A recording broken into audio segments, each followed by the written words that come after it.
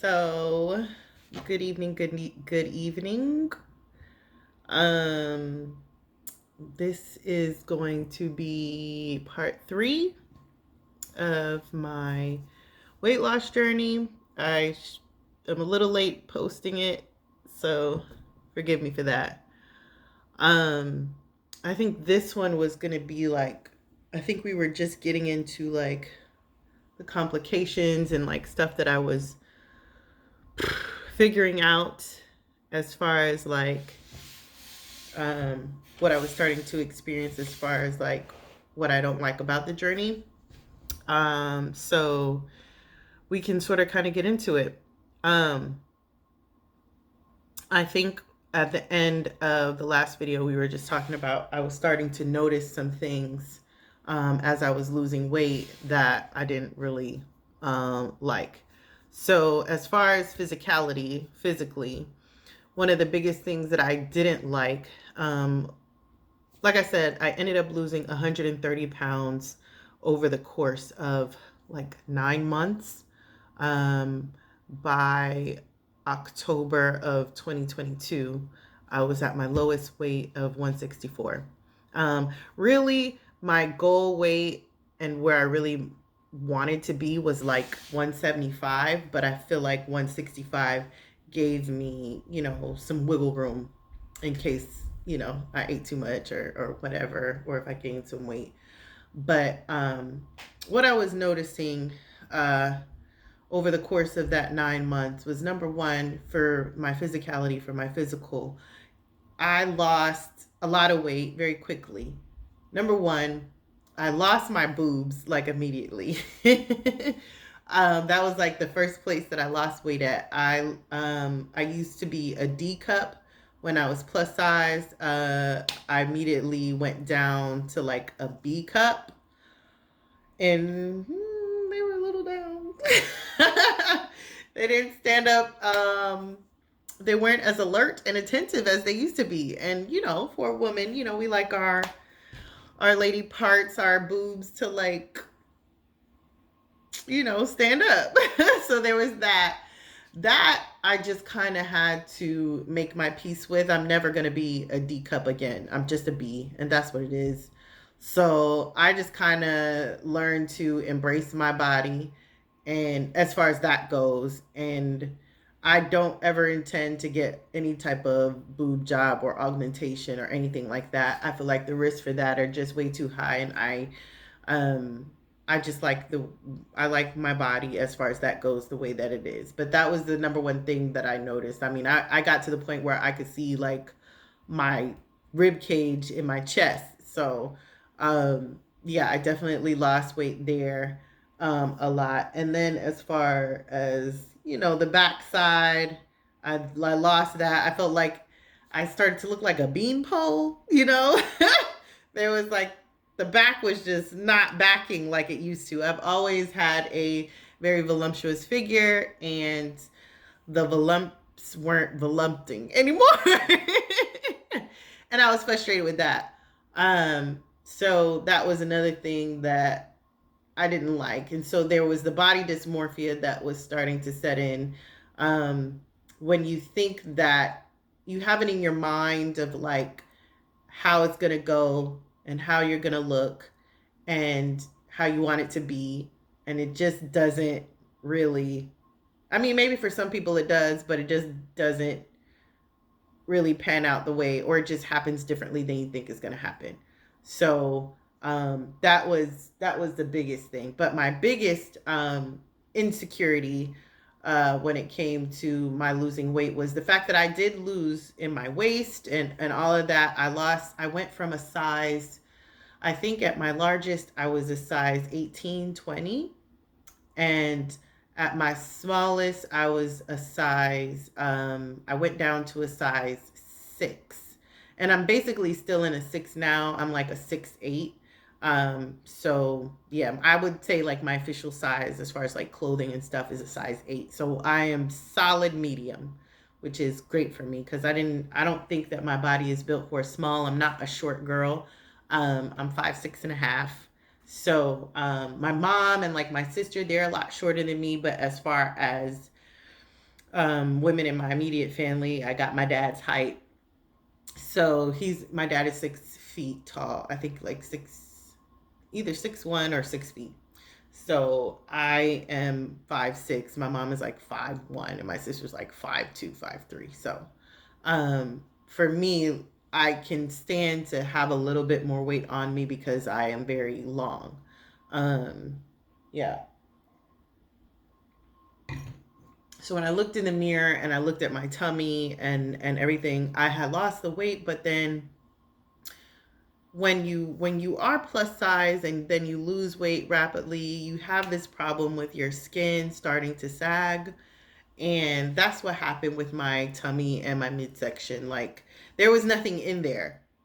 It was just skin, you know. And like when I would bend over, it would just like hang, and it wasn't cute. Like I mean, when I put it under my clothes, it didn't really, there's shapewear and things like that that help out with those things. But I mean, after you lose so much weight, that's not what you want to see.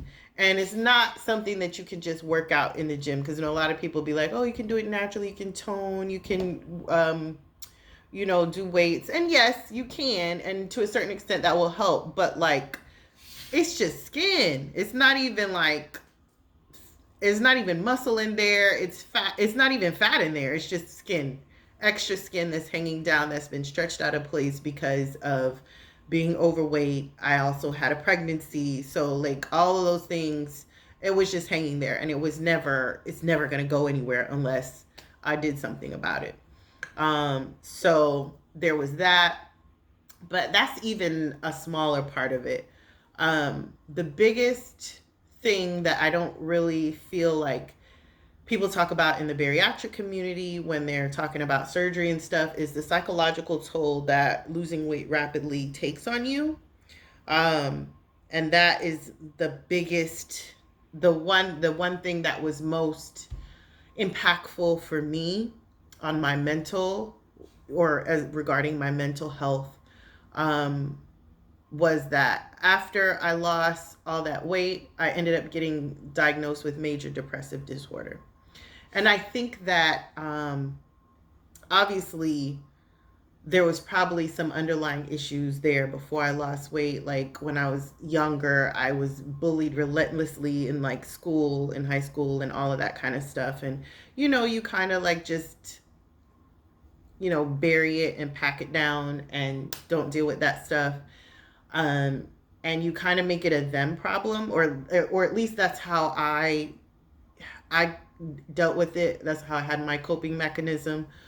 Um, a lot of the times where I felt rejected or disrespected or ignored or hurt, or any trauma that I experienced, I always sort of like explained it away with my weight, and I made it a them problem, which it is a them problem. It's never your fault when somebody mistreats you um like that. But the way my mentality was working, and I'm not saying that this makes sense or anything like that, um but my thinking pattern was this basically, and this is what sent me into a depression. So usually, to handle all of my mental issues or things that were happening to me, or any traumas that I experienced, I would basically say, "Oh, they're treating me this way because I'm plus size, and they're just mistreating me because they don't like the way that I look, and it's a them problem." So that's how I would handle it. Um, and I don't know if that was the right reason or whatever to attribute to them, but that's just how my mentality was working. Um, but what happened was, obviously, life will keep lifing no matter if you're losing weight or not, no matter if you're plus size or not. I mean, I was at the end of a marriage. I was, going through all these other things simultaneously. And now I didn't have my scapegoat, so to speak. So I'm not plus size anymore. I'm not, you know, there's not that physical reason for every terrible thing that's happening to me anymore. So if it's not that, then what is it? Why am I being mistreated, or why am I going through this thing or that thing? Maybe it is really me. Maybe I am the one that's the problem. Maybe there's something wrong with me. And that's the way that my mentality was. That's the way that I was processing things. And then I couldn't figure out why me? Like, why are people treating me this way? What is wrong with me? Like, I done damn near everything to like make myself perfect, to make myself this beautiful person. I'm not a plus size person anymore. So like, why are you guys mistreating me? Like, what's wrong with me? And that's how my mind, and I didn't know, like, I couldn't, rationalize it away anymore. And I had to really deal with my shit, basically. And I can't like make a scapegoat out of it. I have to actually deal with my trauma. So I think I came to that reality during that 9-month period, and then that sent me into a depression. And then on top of that, what people don't realize is that hormones are stored in fat cells.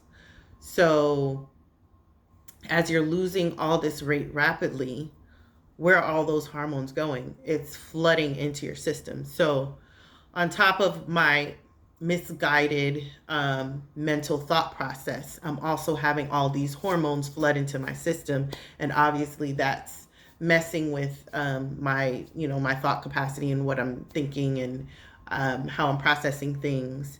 And then of course my own, traumas and mental health things that I had to deal with. And so I ended up having to get a therapist, and like as I said, I got diagnosed with major depressive disorder, and I had to start dealing with the traumas that I had buried down, and I had a reason for them before, but now all of a sudden I don't have any reason for them, and so now I had to actually start dealing with that, and all of that happened at one time.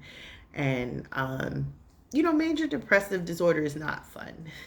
It's not fun, and I still have it now. Like, I still deal with those things now, and so now I have, my therapist provided me the tools to be able to handle when those thoughts pop into my head, that there's something wrong with me, or just how to get myself out of that mode. And I can tell when I'm starting to spiral, because then things will start being lacking in my home. The dishes will pile up, or I'll just be sitting on the couch, sitting at home, like not being proactive, and not like being productive. And I can't afford for that to happen either, because I'm a mom. My daughter doesn't deserve for me to be like, not at my best, and I want to be my best for her. So I try to identify it when I'm about to have an episode or whatever, and I try to like pull myself out of it. And then the main thing that has really helped with me dealing with all of those emotions is writing and my poetry, of course. And that's how most of you guys know me, is through my poetry. I just kind of appeared on the scene randomly. But no, it was to help with my mental health. And I've been writing for years, but I was too ashamed not ashamed, but I was always concerned with like what other people would think of it, of what I was saying, of what I was going through. I don't know if like anybody else was going through, but what I was going through. And so they wouldn't understand what my writing was. But what I've come to appreciate is I have a community through the poetry community, and it's helped so much with my mental health journey. And it makes me feel normal, and it makes me feel seen, and it makes me feel understood and relatable. And that's the main reason why I do it. And I'm good at it. It's a boost to my self-esteem. So those are the main cons that I would say that I've experienced from my weight loss journey. But I would say that I still have no regrets at all. Like, my only regret is that I didn't do it sooner. But it was supposed to happen the way that it's happened, and now I'm at this point where I was able to get the extra skin removed, and that also helps with my self-esteem, and not only just my self-esteem, but like, you know, with that skin being there was rashes obviously that happen from time to time. The skin is just sitting there, like it's not, I don't want it, like some people could deal with it, but I'm not. I If there's an option for me to get rid of it, that was something that I wanted to do for myself, and I feel like I've worked so hard. It's been 5 years, you know, and this is my journey, and I feel like this is the cherry on top. So I'm in this healing process right now, but at the same time, I wanted to share what the whole process has been that has gotten me to this point. Um, and I want to say that me going through this, or me going through it, is giving me the confidence to help other people who might be going through a similar, or trying to decide if this is something that they want to do. But like, I don't want to just say like, oh yeah, you should do it, because you know it might not be for you. But I'm gonna give you the good, the bad, and the ugly, and that's what I've been trying to do with these with this weight loss journey, these videos, is me just trying to like share my story for somebody who might be considering it, or just to be more relatable to the people that I've met. This is my community. This is where I feel safe, and I want to be vulnerable. And you know, I would love to hear any comments that anybody has, or you know, any thoughts. If I've affected you in a positive way, or even in a negative way, or whatever. Feel free to comment, like, subscribe. You know, I want to stay connected, and that's what helps in with my mental health, because I feel like this is going to be something that I have to deal with. Major depressive disorder doesn't just go away. Like, I don't want to have to take any like pills or anything for it. So, this is my medicine, you know. So, so yeah, that is all for today. I don't know if I have anything else to add. I'm gonna definitely do another video just to talk more about where I am now, because I feel like the last three video, or the last two, and now this third video, is basically now you're up to date with like where I am now. And so going forward, the videos that I'll talk about is where I am in this moment. Um, and Yeah, that's kind of all I have to say about it now. I hope that I haven't been too long-winded. I hope that it's been interesting, and not just, you know, me just rambling on, talking, because I can be very long-winded. But I've enjoyed sharing with you guys, and I'll continue to do so from this point going forward. So anyway, you guys have a great night, and um, cheers.